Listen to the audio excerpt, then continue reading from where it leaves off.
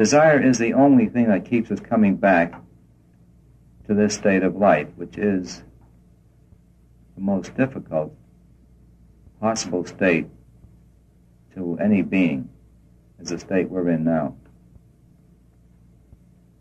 But as I've said, because of that, it affords the greatest of growth. It's the postgraduate course. We pass this course, we get our wings, our degrees.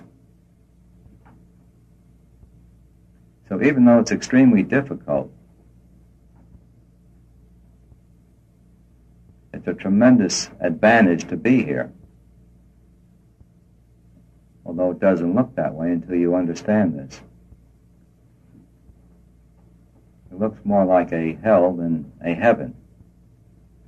That's because of limitations self-imposed in the past that have now been relegated to the unconscious part of us. We've put it in back of the mind where we don't see it for the moment. But all those concepts of limitation are there and are effective and keep us confined, pressed down, bottled. And consciously we want to be free, freer than a bird. And so there's a conflict between this conscious desire to be free and the unconscious concepts of limitation. And you feel unhappy. You don't see it because it's unconscious. There's two ways of licking that. One is make the unconscious conscious, and when you see it, throw it out. There's an easier, faster, better way by getting quiet, by turning your mind within yourself,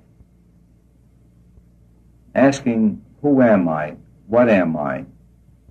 What's this world? What's my relationship to it? If you will stick with those questions, you will see this infinite being that you are.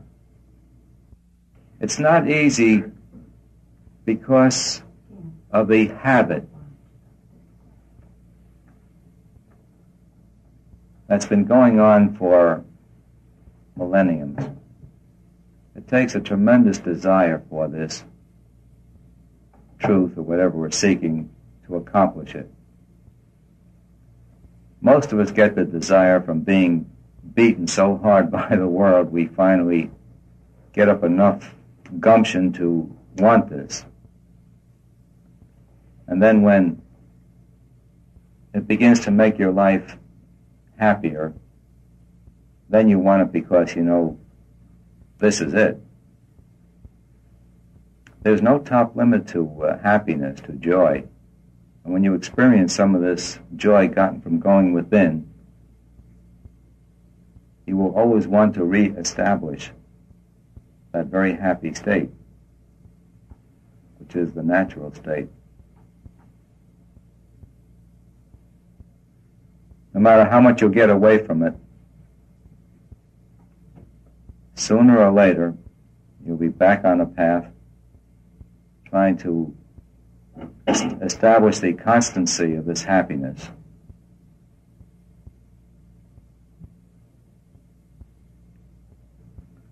The basic law in this universe is harmony.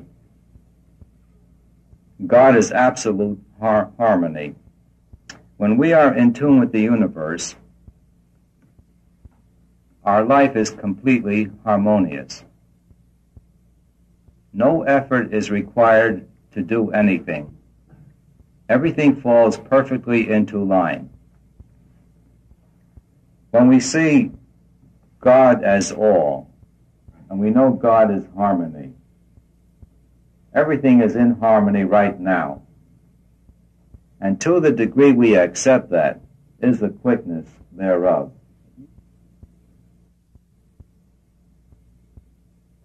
Another way of putting that, I guess, is to see God in everything, in everyone, everywhere.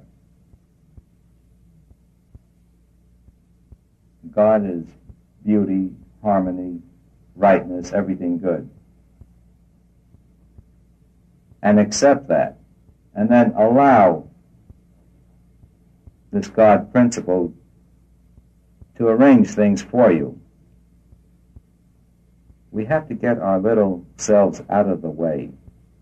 This sense of egoity, I am an individual, separate, and I've got to do things, is what makes all problems. The moment we let go of that sense of egoism, let it be God's world. Let God do it. He knows how. When we do that, everything falls into line. It can be a court trial, it can be anything.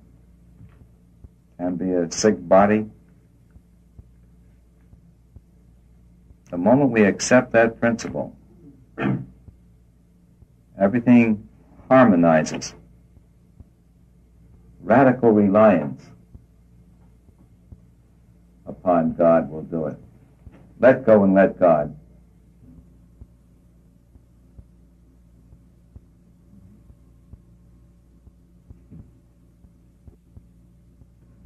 I moved unusually fast because either I got the answers or I was finished. But the method I used happened to be the very highest possible method. Who am I? That was the driving question. Who am I? What am I? I was so determined, my mind was concentrated. And when your mind is concentrated, the answers are there. A concentrated mind is a mind that keeps out extraneous thoughts, holds only the thing you're interested in. And when you do that, the answer comes.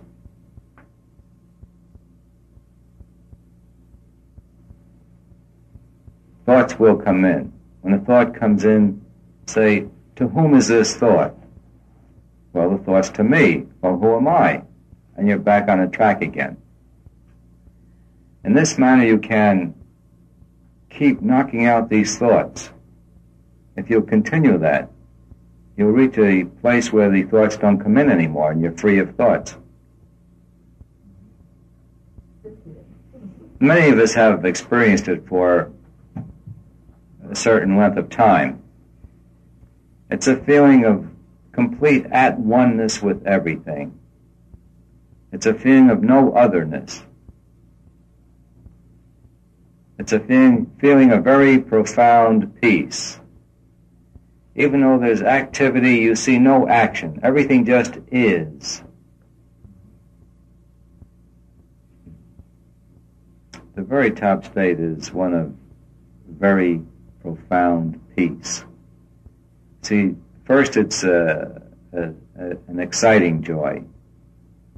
Then it's a very exuberant joy. You can't contain it. It begins to hurt because it just swells up and wells up all the time.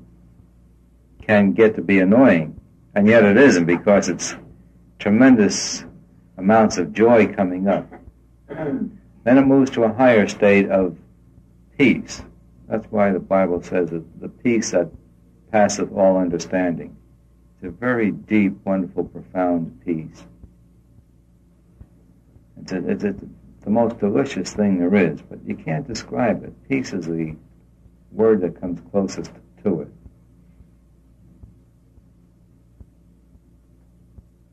You see, because these states are not ordinarily experienced, there are no words for them. First, it's feelingness. Yeah. It is feelingness. And then, when it goes on, it turns to beingness. When you first get interested in this path, everything is thought, it's all mind thinking. Then thoughts take on a certain feeling. It's like a thought and a feeling at the same time. It's a thought feelingness. And as you move, you get into the realm of feelingness. And then the step above that is the realm of beingness. So it depends on where you are as to whether it's feelingness or beingness.